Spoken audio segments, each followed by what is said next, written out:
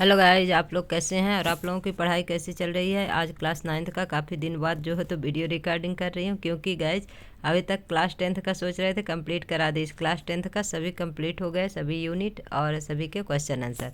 अब चलिए आपका ग्रेविटेशन फोर्स स्टार्ट करते हैं। आज से जो भी 3-4 यूनिट है आपका, अब आप लोगों की ये क्लास होंगी और इसके बाद जो है तो आपके यूनिट कंप्लीट करेंगे पहले, फिर इसके बाद क्वेश्चन आंसर करेंगे। तो चलिए स्टार्ट करते हैं।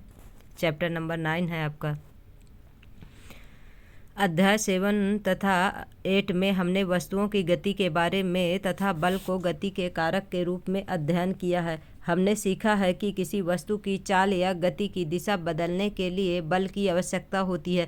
यानी किसी वस्तु के अगर किसी स्थिति में रखी हुई है, स्थित है, तो उसके अगर चाल में क्या करना, उस वस्तु की चाल या गति को दिशा बदलना है तो उसमें क्या लगाना होगा, फोर्स लगाना होगा। किसकी आवश्यकता होगी, फोर्स की आवश्यकता होगी। हम सदैव देखते हैं कि जब किसी वस्तु को ऊंचाई से गिराया जाता है तो वह पृथ्वी की ओर ही गिरती है। हम जानते हैं कि सभी ग्रह सूर्य के चारों ओर चक्कर लगाते हैं। चंद्रमा पृथ्वी की परिक्रमा करता है। चंद्रमा किसकी परिक्रमा करता है, पृथ्वी की। कुछ छोटी छोटी बातें जो है तो उसे आप नोटबुक और पेन रखिए और अपना नोट करते रहिएगा।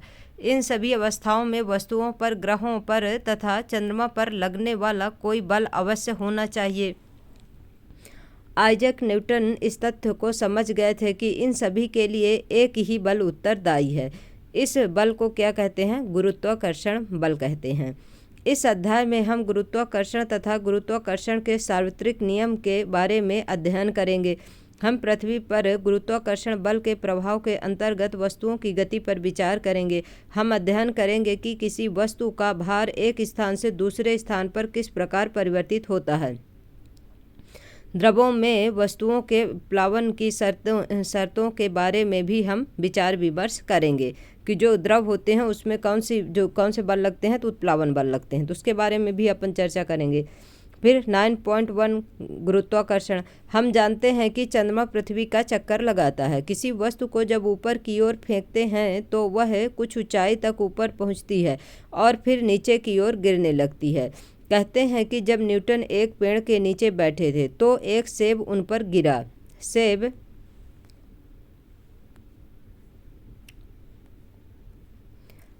के गिरने की क्रिया ने न्यूटन को सोचने के लिए प्रेरित किया। उन्होंने सोचा कि यदि पृथ्वी सेब को अपनी ओर आकर्षित कर सकती है तो क्या यह चंद्रमा को आकर्षित नहीं कर सकती। क्या दोनों स्थितियों में वही बल लग रहा है। उन्होंने अनुमान लगाया कि दोनों अवस्थाओं में एक ही प्रकार का बल उत्तरदायी है। उन्होंने तर्क दिया कि अपनी कक्षा के प्रत्येक बिंदु पर चंद्रमा किसी सरल रेखीय पथ पर गति नहीं करता। मतलब चंद्रमा जो है तो सरल रेखी पर गति नहीं कर रहा है, वरन पृथ्वी की ओर गिरता। अगर एक रेखीय में चलेगा तो कहाँ गिरेगा, उन्होंने सोचा पृथ्वी पर गिरता। अतः यह आवश्यक ही पृथ्वी पर आकर्षित होता है, लेकिन हम वास्तव में चंद्रमा को पृथ्वी की ओर गिरते हुए नहीं देखते। आइए चंद्रमा की गति को समझने के लिए क्रियाकलाप 7.11 पर पुनः विचार करें। क्रियाकलाप 9.1। धागे का एक टुकड़ा लीजिए, इसके एक सिरे पर एक छोटा पत्थर बांधिए। धागे के दूसरे सिरे को पकड़िए और पत्थर को वृत्ताकार पथ में घुमाइए, जैसा कि चित्र 9.1 में दिखाया गया है। ये देखिए, ये तो प्रैक्टिस घर में भी कर सकते हैं आप लोग। पत्थर द्वारा नियत परिमाण के वेग से वृत्ताकार पथ में गति।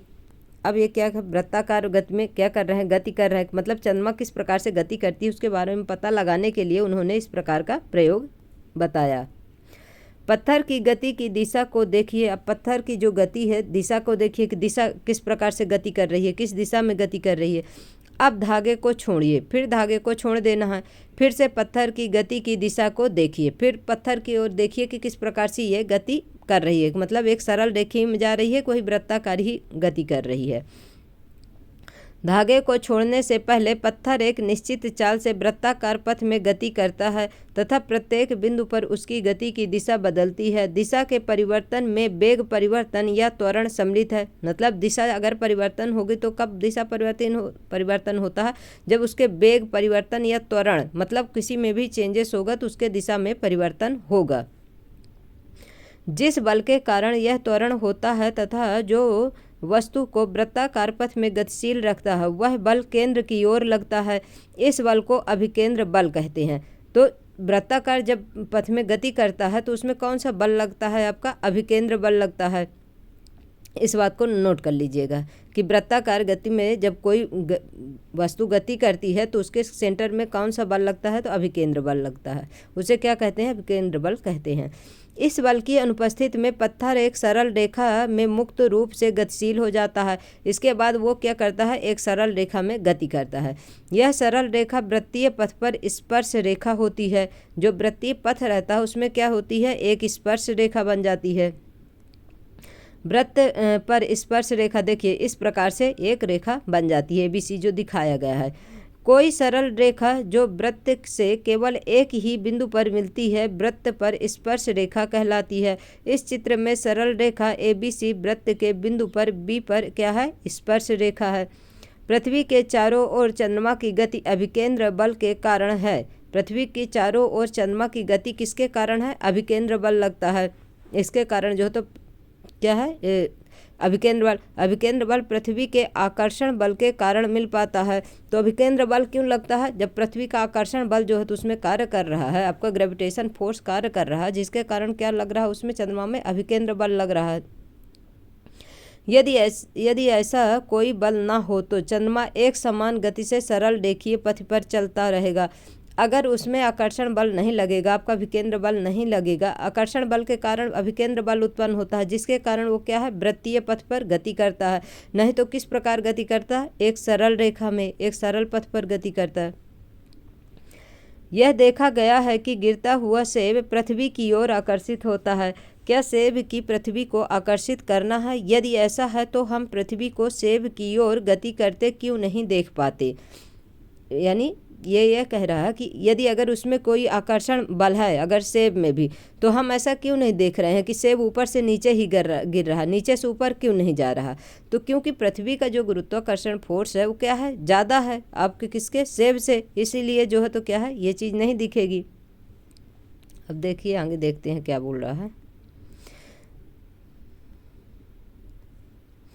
गति के तीसरे नियम के अनुसार सेब भी पृथ्वी को आकर्षित करता है, लेकिन गति के दूसरे नियम के अनुसार किसी दिए हुए बल के लिए त्वरण वस्तु के द्रव्यमान के व्युत्क्रमानुपाती होता है। दूसरे नियम, बल का जो दूसरा नियम है उसके अनुसार क्या है? ये वृत्त के जो त्वरण है वस्तु के द्रव्यमान के क्या होता है? व्युत्क्रमानुपाती होता है। तो समीकरण 8.4 पृथ्वी की अपेक्षा सेब का द्रव्यमान नगण्य है, इसीलिए हम पृथ्वी को सेब की ओर गति करते नहीं देखते। इसी तर्क का विस्तार यह जानने के लिए कीजिए कि पृथ्वी चंद्रमा की ओर गति क्यों नहीं करती है। कहने का मतलब ये है कि जितना पृथ्वी का गुरुत्वाकर्षण फोर्स है उसमें जो चंद्रमा का जो बल लग रहा है तो उसमें क्या है? नगण्य है, कम लग रहा है। इसलिए जो है तो इस प्रकार से हम लोगों को नहीं दिख रहा है कि चंद्रमा का भी फोर्स लग रहा है। हमारे सौर परिवार में सभी ग्रह सूर्य की परिक्रमा करते हैं। पहले की भांति तर्क करके हम कह सकते हैं कि सूर्य तथा ग्रहों के बीच एक बल विद्यमान है।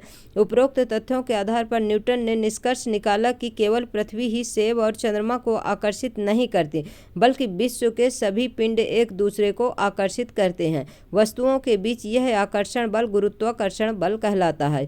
यही जो आकर्षण बल एक दूसरे, मतलब कहने का मतलब इस पृथ्वी पर जितने भी पिंड हैं, जितने भी वस्तुएं हैं, सभी में आकर्षित बल लगता है। उन वस्तुओं के बीच में यह आकर्षण बल ही क्या कहलाता है? गुरुत्वाकर्षण फोर्स कहलाता है, आपका ग्रेविटेशन फोर्स कहलाता है।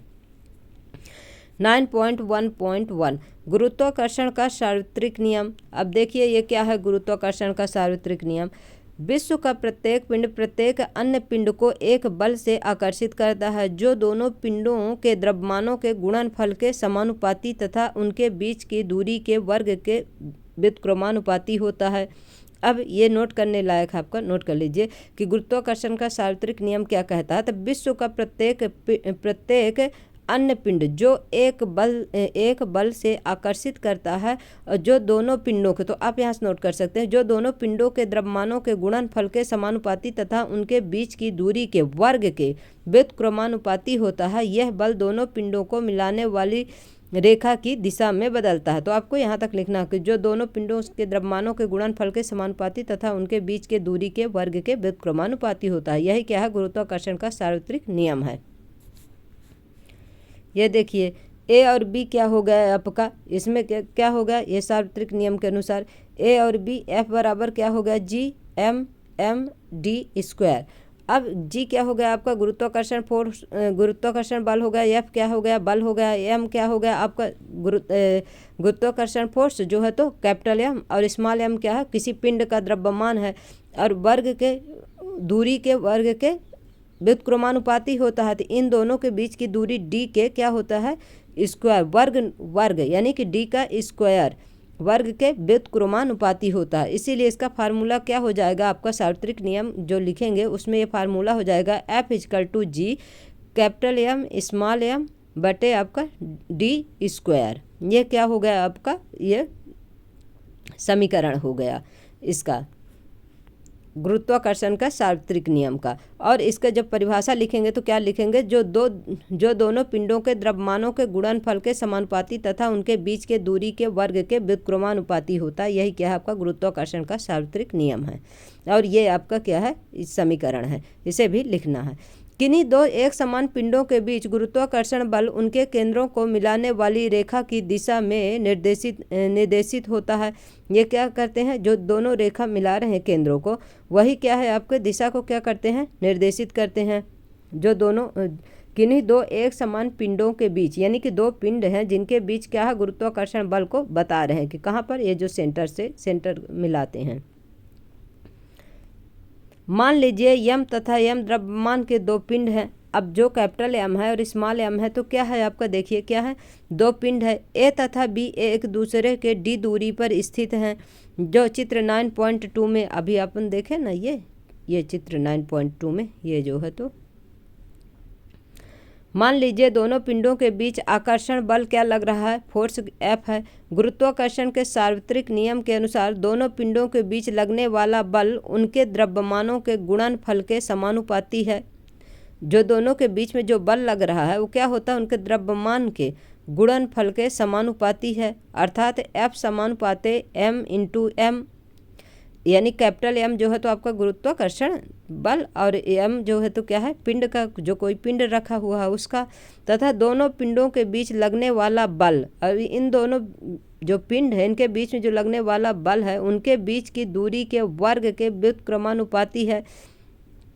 अब इसे समझिएगा क्या बोल रहा है पहले, कि गुरुत्वाकर्षण के सार्वत्रिक नियम के अनुसार दोनों पिंडों के बीच लगने वाला बल उनके द्रव्यमानों के गुणनफल के समानुपाती होता। जो द्रव्यमान दोनों दिए हुए हैं उनके क्या है, समानुपाती है। लेकिन उन दोनों के बीच की जो दूरी है, डिस्टेंस है, उसके क्या है, दूरी के वर्ग के व्युत्क्रमानुपाती है। इस बात को नोट करिएगा, नहीं तो फिर क्या है, दिमाग से निकल जाएगा। तो एफ व्युत्क्रमानुपाते 1/d स्क्वायर, क्योंकि दूरी के व्युत्क्रमानुपाती हैं और द्रव्यमान के समानुपाती हैं। तो समीकरण 9.1 और 9.2 से हमें प्राप्त होता है। समीकरण फर्स्ट में क्या कह रहा है कि बल जो है तो आपके जो द्रव्यमान है उनके क्या है, गुणनफल के जो है तो गुणनफल के क्या है, समानुपाती है। इसलिए जो है तो क्या हो गया, एफ समानुपाते एम इंटू एम हो गया, और दूरी के व्युत्क्रमानुपाती है तो एफ अनुक्रमानुपाते 1/d स्क्वायर हो गया। अब इन दोनों से इसका समीकरण निकालेंगे तो क्या समीकरण आ जाता है, एफ समानुपाते एफ क्या है आपका बल है, एफ एम इंटू एम, मतलब आपको वही कि गुरुत्वाकर्षण का जो द्रव्यमान है और आपका जो पिंड है उसका द्रव्यमान बटे उसके दूरी के वर्ग के व्युत्क्रमानुपाती हैं। तो इससे क्या, इसका जो है तो फार्मूला निकलेगा, इसका जो है तो समीकरण निकलेगा, जो मेन इसका सार्वत्रिक नियतांक है गुरुत्वाकर्षण का, F equal to G M into M upon D square. इसका जो है तो मेन ये क्या हो गया, समीकरण हो गया। अगर आपका सार्वत्रिक नियम जब पूछा जाएगा तो गाइज क्वेश्चन में तो कुछ भी पूछ सकता है जब आपके चैप्टर में दिया हुआ है, इसलिए जो है तो इसे नोट करिए कि आपका जो है तो ये सार्वत्रिक नियम कहाँ से प्राप्त होता है। तो जो दोनों पिंड हैं उनके जो है तो दोनों पिंडों के द्रव्यमान के गुणनफल के समानुपाते और जो डिस्टेंस है उनके व्युत्क्रमानुपाती है, उसी से क्या मिलता है आपका गुरुत्वाकर्षण के सार्वत्रिक नियम का समीकरण मिलता है, F equal to G M into M upon D square. जहाँ जी क्या है, एक अनुपातिकता स्थिरांक है और इसे क्या कहते हैं, सार्वत्रिक गुरुत्वीय स्थिरांक कहते हैं। वज्र गुणन करने पर समीकरण 9.4 से प्राप्त होता है F into D square equal to G M into M, या G equal to F D square upon M into M. समीकरण 9.5 में बल, दूरी तथा द्रव्यमान, इसमें तीन चीज़ है, बल है, फोर्स है, दूरी है, दोनों का डिस्टेंस है, द्रव्यमान यानी दो पिंड है। द्रव्यमान के मात्रक प्रतिस्थापित करने पर हमें जी के SI मात्रक यानी गुरुत्वाकर्षण का SI मात्रक प्राप्त होंगे, जो न्यूटन मीटर स्क्वायर kg यानी किलोग्राम स्क्वायर है। तो किलोग्राम kg -2 का स्क्वायर है। इसे क्या करना है, नोट कर लेना है कि यानी जो गुरुत्वाकर्षण फोर्स है उसका SI मात्रक क्या होता है, तो newton metre square kg square है। इस चीज़ को आपको नोट कर लेना है। फिर अब आगे देखिए क्या है, हेनरी कैवेंडिश ने 1731 से 1810 ने एक सुग्राही तुला का उपयोग करके जी का मान ज्ञात किया। जी का वर्तमान मान 6.673 into 10⁻⁻11 newton metre square kg square, kg minus लगा हुआ -2 है, ठीक है ना, -2 का स्क्वायर है जो है। तो इसे नोट कर लीजिए कि जी का मान क्या होता है आपका, तो 6.673 इंटू 10⁻⁻11 क्या होता है, गुरुत्वाकर्षण का मान होता है। इसका SI मात्रक जो होता है न्यूटन मीटर स्क्वायर kg का -2 होता है। हम जानते हैं कि किन्हीं भी दो वस्तुओं के बीच आकर्षण बल विद्यमान होता है, यानी कि जब कोई भी वस्तु दो रखी हुई हैं तो उनके बीच कौन सा बल काम कर रहा है, आकर्षण बल काम कर रहा है। आप अपने तथा समीप बैठे अपने मित्र के बीच लगने वाले इस बल के मान का अभिकलन कीजिए, निष्कर्ष निकालिए कि आप इस बल का अनुभव क्यों नहीं करते हैं। मतलब जो मान लीजिए हम जैसे बैठे हैं, कोई हमारे बगल में बैठा है या कि हमारे बगल में कोई वस्तु रखी है, तो हम उस बल का अनुभव क्यों नहीं कर पा रहे हैं। तो चलिए देखते हैं क्यों नहीं कर पा रहे हैं।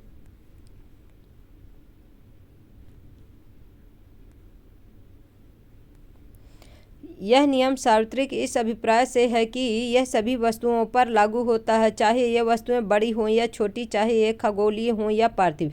कहने का मतलब इस पृथ्वी पर जितने भी वस्तु हैं, तो ऐसी कोई भी पिंड नहीं है जिस पर कोई ये बल नहीं लग रहा है, तो ये सभी पर लागू हो रहा है। व्युत्क्रम वर्ग क्या है, F D के वर्ग के व्युत्क्रमानुपाती है। इस कथन का अर्थ है कि यदि D को 6 गुणा कर दिया जाए तो F का मान 36वां भाग रह जाएगा।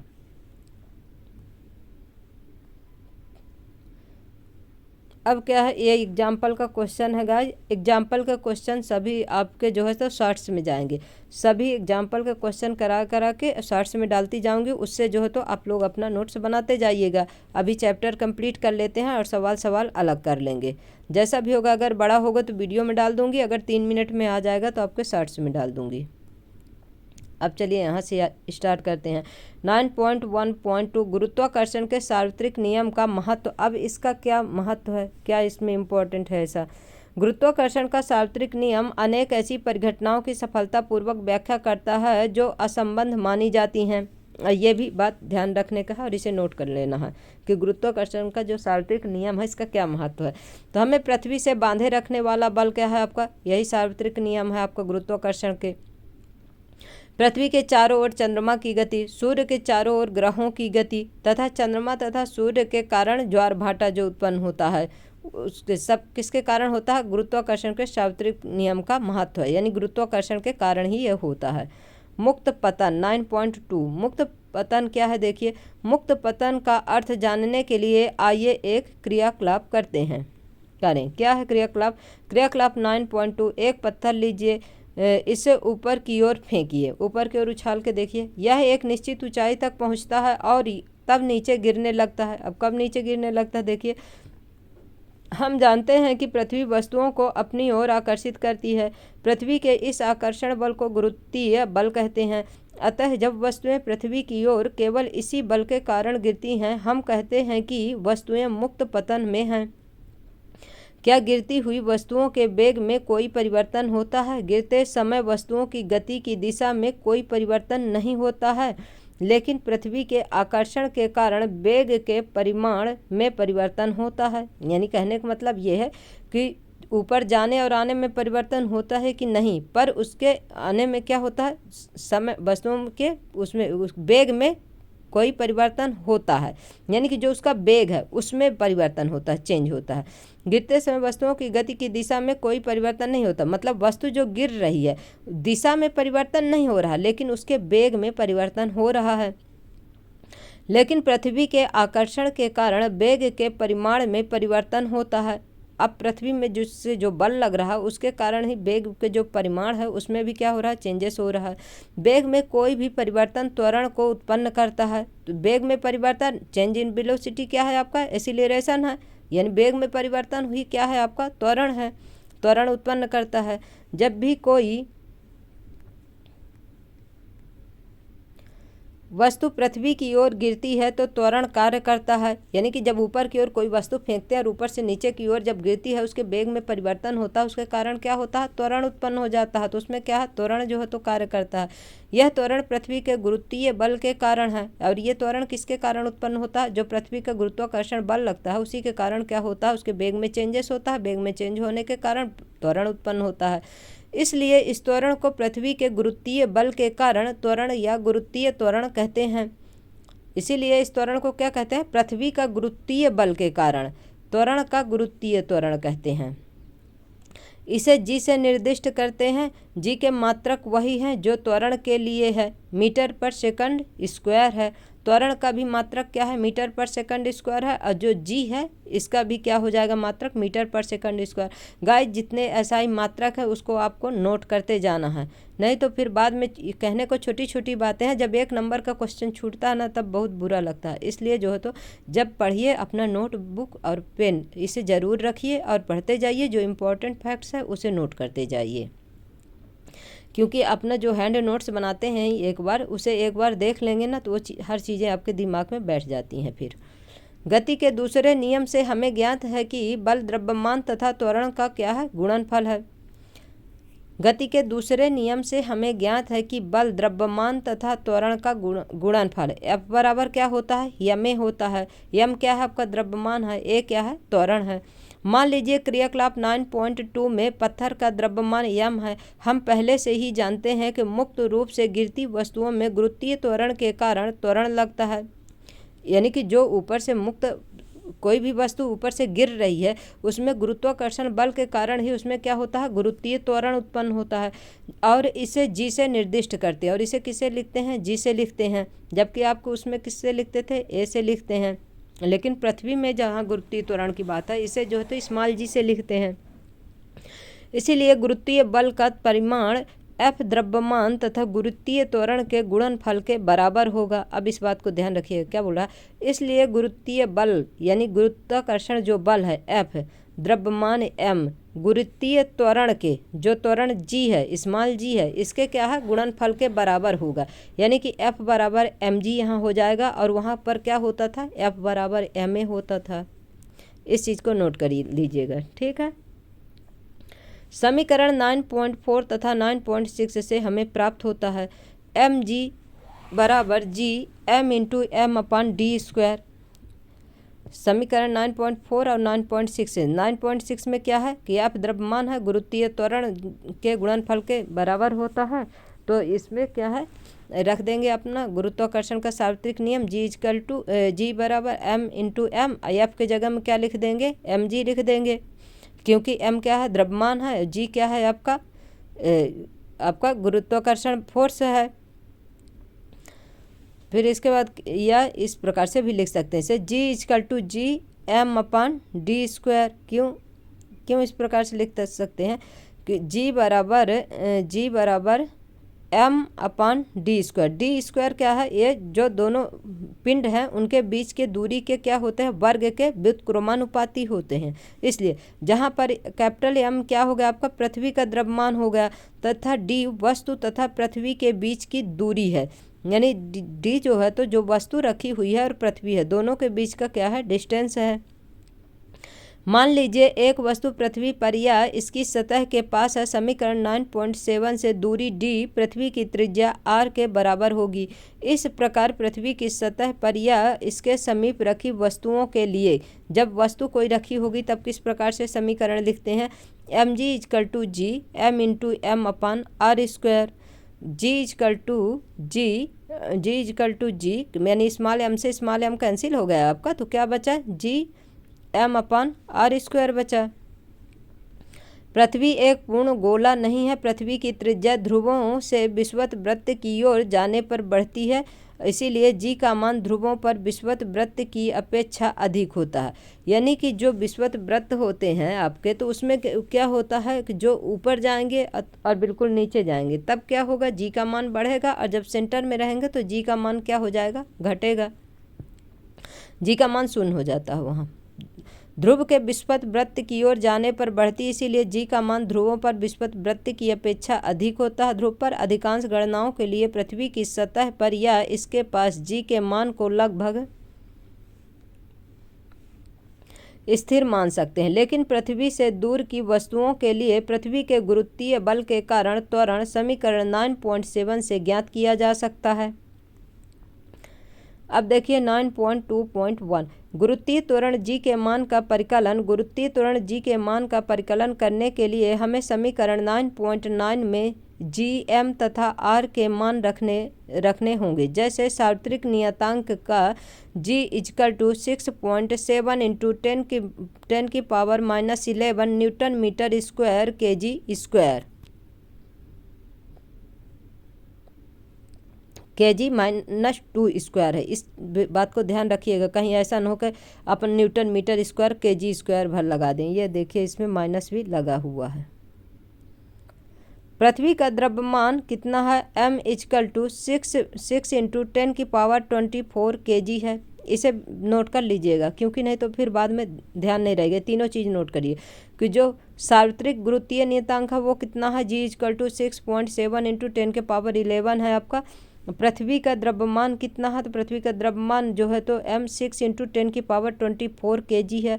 फिर पृथ्वी की त्रिज्या कितनी है, तो पृथ्वी की त्रिज्या r बराबर 6.4 इंटू 10 की पावर 6 मीटर है। ये तीनों चीज़ नोट कर लीजिए, क्योंकि जब सवाल सॉल्व करेंगे तो इन तीनों का काम पड़ेगा अपने को। g equal to G M upon R square. अब इसे जब सॉल्व करेंगे देखिए तो किस प्रकार सॉल्व करना पड़ेगा। यहाँ पर क्या लिखा हुआ आपका, जो सार्वत्रिक नियतांक वो लिखा हुआ newton metre square kg minus का स्क्वायर इंटू पृथ्वी की जो त्रिज्या है r है, और बटे क्या है 6.4 जो पृथ्वी की त्रिज्या है उसे लिखा गया है मीटर स्क्वायर करके। तो कितना आता है, यानी कि पृथ्वी का जो मान होता है वो कितना होता है आपका 9.8 मीटर पर सेकंड स्क्वायर। अतः पृथ्वी के गुरुत्वीय त्वरण का मान कितना है, जी बराबर 9.8 metre second square minus square. इस चीज़ को ध्यान रखे रहिएगा, इसलिए कि इसमें भूले ना अपने को। पृथ्वी के गुरुत्वीय बल के प्रभाव में वस्तुओं की गति, क्योंकि जब सवाल सॉल्व करेंगे ना तो उसमें लगाना पड़ेगा, जहाँ जी का मान निकालेंगे आप तो वहाँ पर इसका जो है तो SI मात्रक लिखना पड़ता है आपको। पृथ्वी के गुरुत्वीय बल के प्रभाव में वस्तुओं की गति क्या है, यह समझने के लिए कि क्या सभी वस्तुएं खोखली या ठोस, बड़ी या छोटी, किसी ऊंचाई से समान दर से गिरेंगी, तो आइए एक क्रियाकलाप करें। इसमें एक सवाल पूछा जाया करता है जब कोई भी टेट का एग्जाम होता है। क्रियाकलाप 9.3 में कागज की एक शीट तथा एक पत्थर लीजिए, दोनों को किसी इमारत की पहली मंजिल से एक साथ गिराइए। देखिए क्या दोनों धरती पर एक साथ पहुंचते हैं। हम देखते हैं कि कागज धरती पर पत्थर की अपेक्षा कुछ देर से पहुंचता है। ऐसा वायु के प्रतिरोध के कारण होता है। गिरती हुई गतिशील वस्तुओं पर घर्षण के कारण वायु प्रतिरोध लगाती है। कागज पर लगने वाला वायु प्रतिरोध पत्थर पर लगने वाले प्रतिरोध से अधिक होता है, क्योंकि जिसका द्रव्यमान ज़्यादा है उसमें प्रतिरोध कम लगेगा, जिसका द्रव्यमान कम उसमें प्रतिरोध ज़्यादा लगेगा। इस प्रयोग को यदि हम कांच के जार में करें तो इसमें से हवा निकाल दी गई है तो कागज़ तथा पत्थर एक ही दर से नीचे गिरेंगे। इसीलिए जो है तो क्या है, दोनों एक ही समय लगेगा, चाहे आप कागज़ गिराइए चाहे आप पत्थर गिराइए। सिर्फ वो वायु के कारण जो है तो उसमें क्या होता है, उसमें प्रतिरोध ज़्यादा लगता है, इसलिए उसमें दिखता है कि थोड़ी देरी से गिर रहा है, लेकिन ऐसा नहीं है, इसमें यह बता रहा है।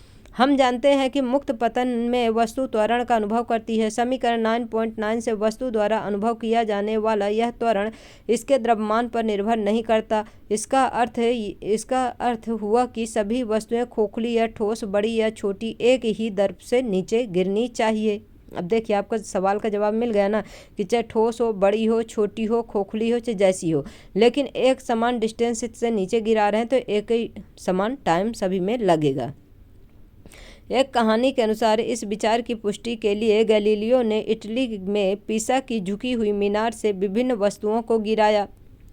गैलीलियो ने ये परीक्षण किए कि भाई क्या इस प्रकार से अगर सभी वस्तुओं को गिराएंगे, कहाँ से, इटली में जो पीसा की मीनार है, झुकी हुई मीनार है, उसमें से सभी वस्तुओं को गिराया, क्योंकि पृथ्वी के निकट जी का मान स्थिर है।